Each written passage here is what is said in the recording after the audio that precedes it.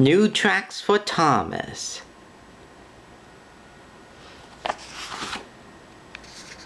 Early one morning, Sir Topham Hatt came to the train yard.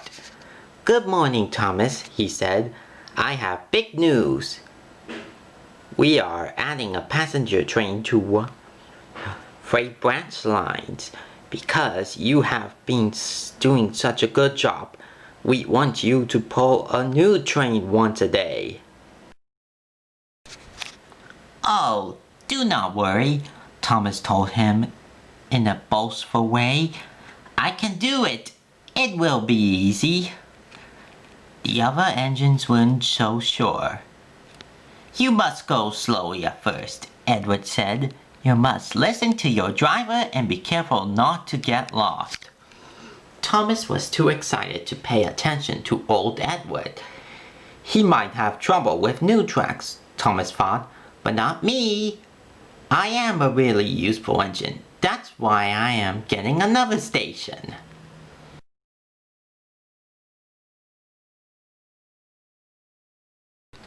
The new passenger train was to start running the very next day. "This is an important event," Sir Topham Hatt told everyone. "People will be coming from miles around." Thomas wanted to look his best. So that afternoon he was carefully washed down. Then he got a bright paint job. "Now I look shiny and new," he said to Edward. "I look just the way a really useful engine should." The next day, when Thomas's paint was quite dry, his coaches, Annie and Clarabel, got into place. The driver climbed into the cab and they were off. Clackety-clack, Thomas was heading for the new station. "Make sure you read the signs along the tracks," Sir Topham called to him. "Remember, Thomas, it is a new way for you to go." Edward shouted after Thomas too.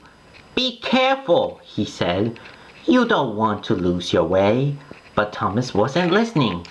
"Peep, peep," he said as he chugged along. "I know what to do. I know what to do."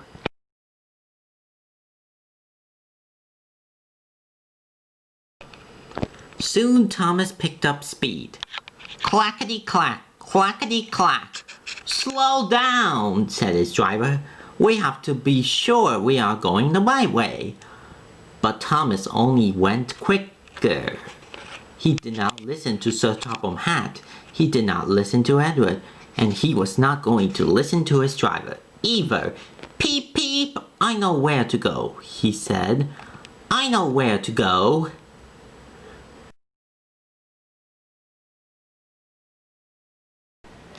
Now Thomas was going even faster.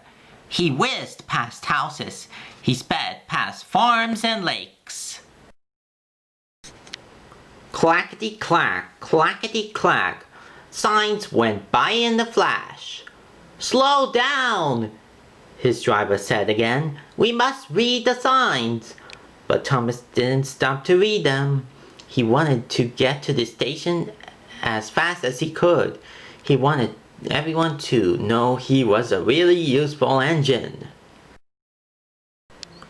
Soon Thomas grew tired. He slowed down just a bit and looked all around the countryside. He saw a water tower and cows grazing in the meadow, but they didn't look familiar. "Oh my," said Thomas. "Where am I? I didn't listen to Sir Topham Hatt, Edward, or my driver. I didn't even read the signs. I wasn't careful at all." Clackety, clack, clackety, clack. Thomas came to a stop. He felt just awful. Sir Topham Hatt was waiting for him at the new railroad station with all the new passengers. And where was Thomas? Lost! "Maybe I am not a really useful engine after all," Thomas said sadly. A big tear rolled down his cheek. Then Thomas sighed, and a puff of smoke billowed out of his smokestack. "Is that you, Thomas?" cried a voice in the distance. It was Sir Topham Hatt coming around the bend. "I saw your smoke. Now move along. Everything is ready." "Peep, peep," said Thomas. The railroad station was just down the track. Thomas started up once more. "How silly I am," thought Thomas. "Of course nothing looks familiar. I have never been here before. If only I had read the signs, then I would have known I was going the right way all along." And Thomas hurried along the tracks. Clackety-clack! "Hooray! Hooray!" the passengers shouted when they saw Thomas. Flags waved in the air and the band began to play. So Topham Hatt said, "Everybody on board! All aboard Thomas!" Thomas smiled.